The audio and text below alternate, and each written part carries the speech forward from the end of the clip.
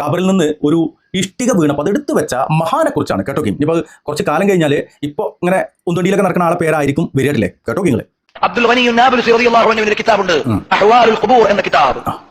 അതിൽ പറയുന്നത് കാണാം, ഒരു മഹാനായ പണ്ഡിതൻ ഖബർ കുഴിക്കാൻ വേണ്ടി ഒരു ഖബർസ്ഥാനിൽ ഇറങ്ങിയപ്പോഴോ തൊട്ടടുത്തുള്ള ഖബറിന്റെ ഒരു ഇഷ്ടിക ഇങ്ങ് വീണുപോയി. അപ്പോൾ ഒരാൾ ഇരുന്ന് പരിശുദ്ധമായ ഖുർആൻ പാരായണം ചെയ്യുകയാണ് ഖബറിൽ.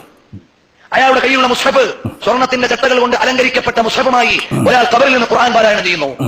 അയാളോട് ചോദിക്കുന്നു, ഈ ഖബറാളി ഖബർ ഒഴിക്കുന്ന പണ്ഡിതനോട് ചോദിക്കുന്നു, അഖാമത്തിൽ ഖിയാമത്ത് നാളായോ? ഇവിടെ പറഞ്ഞു ഖിയാമത്ത് നാളൊന്നും ആയിട്ടില്ല, എന്നാ ആ കട്ട എടുത്ത് അവിടെ വെച്ചേക്ക്, ഞാൻ ഖുർആൻ ഓതിക്കോട്ടെ എന്ന് പറഞ്ഞ് ഖബറാളി ഇരുന്ന രംഗം. ഇതുപോലെ സമാനമായ ഒരുപാട് രംഗങ്ങൾ ആ കിതാബിൽ തന്നെ അബ്ദുൽ ഗനി നാബിൽസി റഹ്മത്തുള്ളാഹി അലൈഹി കൊണ്ടുവന്നിട്ടുണ്ട്. കൊണ്ടുവരും. കാര്യം എന്താണെന്നറിയോ? കിതാബിന്റെ പേരെന്താണ്? അഹ്വാൽ ഖുബൂർ. കുബൂരികൾക്ക് പറ്റിയ കിതാബ്. എന്നിട്ട് എന്തുണ്ടായിരിക്കുന്നത്? ഒരു ചെങ്ങായി കബറിന്റെ ഉള്ളിൽ ഇരുന്നിട്ട് സ്വർണ്ണ ചട്ടള അത് ഖുർആൻ കൊടുത്തിട്ട് ഇങ്ങനെ ഓതുകത്രേ. അപ്പോൾ കട്ടങ്ങനെ അത് പണ്ഡിതനാണ് അത്ര കബർ വയ്ക്കുന്നത്. നിങ്ങൾ ഏത് പണ്ഡിതനാണ്? നിങ്ങളെ കൂട്ടത്തിൽ ഏതെങ്കിലും ഒന്ന് കബറിൽ നിന്ന് ഒരു പൂയ്മണ്ണ് എടുത്തിട്ട് അപ്പുറത്ത് കിട്ടണോ? വെറുതെ എന്നാണ് പറയുന്നത്. എന്നിട്ട് ഏതൊരു പണ്ഡിതൻ ഇങ്ങനെ കബർ മാന്തത്രേ. അപ്പോൾ അപ്പുറത്തെ കബറിന്റെ ഇഷ്ടിക പൊളിഞ്ഞാടി എന്നാണ് പറഞ്ഞത്. അപ്പോൾ ഇഷ്ടിക കൊണ്ടാണ് നിങ്ങൾ കബർ പഠിക്കുന്നത്? ഇനി അങ്ങനെ ഉണ്ടാവുമായിരിക്കാം. അപ്പോൾ ഇഷ്ടിക കൊണ്ട് വീണപ്പോൾ മറ്റേ കബറിലുള്ള ആൾ ചോദിക്കുകയാണ്, നേരം വിളിക്കാനായോ എന്ന് ചോദിക്കണ പോലെ.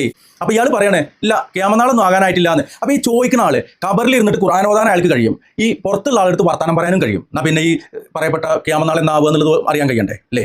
അതറിയാൻ കഴിയില്ല. പിന്നെ ഇതൊക്കെ പറ്റുള്ളൂ.